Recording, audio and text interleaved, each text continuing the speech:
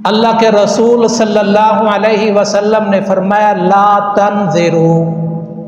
منت اور نظر نہ مانا کرو، فإن النذر لا یغنی من القدر شیئا، یہ تمہارا نظر ماننا اللہ کے لیے،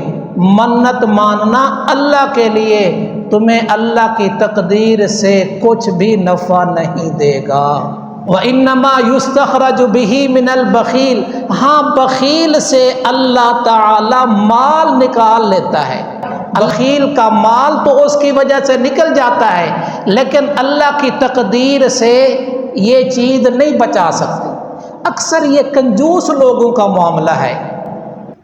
ویسے کچھ اور نام بھی دیا جا سکتا ہے لیکن اس عنوان سے کیونکہ بخیل کا تذکرہ ہے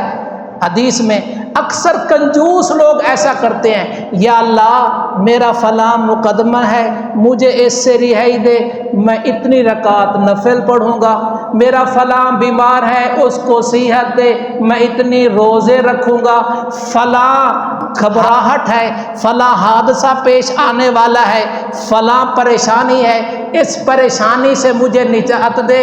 میں اتنے پیسے دوں گا۔ اور صحیح بخاری میں یہ جو حدیث سنائی ہے یہ صحیح مسلم کی ہے، صحیح بخاری میں ہے، نہا نبی صلی اللہ علیہ وسلم نے منع کیا عن النذر، اس طرح کی نظر اور منت ماننے سے، اللہ تعالیٰ کے نام کی نظر اور منت بھی نہ مانو، یہ کوئی پسندیدہ فعل نہیں، یہ تو سودے بازی بن جاتی ہے، اللہ کے نام کی نظر بھی پسندیدہ فعل نہیں ہے۔ اور اس کی اگلے درس میں زیادہ تفسیر کروں گا۔ ہاں اگر نظر مان لی ہے تو پھر اس کو پورا کرو۔ سورۃ الدہر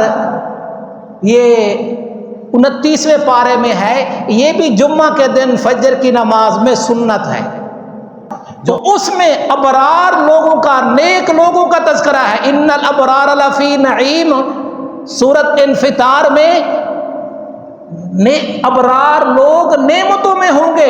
وہاں سورۃ دہر میں ابرار لوگوں کا تذکرہ کرتے ہوئے فرمایا یوفون بالنذر، جب وہ نظر مان لیتے ہیں تو پھر اس کو پورا کرتے ہیں، جو پیچھے مانی ہوئی ہے وہ تو پوری کریں، باقی تفصیلی درس کل آئے گا، تو جو نظر مانی ہوئی ہے اس کو پورا کرے، اور نظر مانتے ہوئے بھی تھوڑا بریک پہ پاؤں رکھے، میرا یہ کام ہو گیا میں 1000 نفل پڑھوں گا، کام ہو گیا تو مولوی صاحب 200 جی 1000 نفل مانی ہے بھی، پہلے سٹاپ کرتے۔ اچھا ایک ہمارے نمازی تھے، انہوں نے کہا کہ جی میرا فلاں کام ہو جائے، میں عمرے پہ گیا اللہ سے وعدہ کر کے آیا کہ ساری زندگی فلاں فلاں روزے رکھوں گا، بھئی بڑھاپا بھی آتا ہے، سردی بھی آتی ہے، گرمی بھی آتی ہے، بیماری بھی آتی ہے، تو ایسے اپنے آپ کو مشقت میں نہ ڈالو،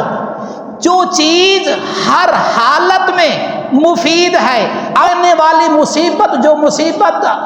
اپنی گھر کی چھت تک اپنے سر تک پہنچ چکی ہے، نیچے سے آدمی صدقہ کرتا ہے اللہ مصیبت کو ٹال دیتا ہے۔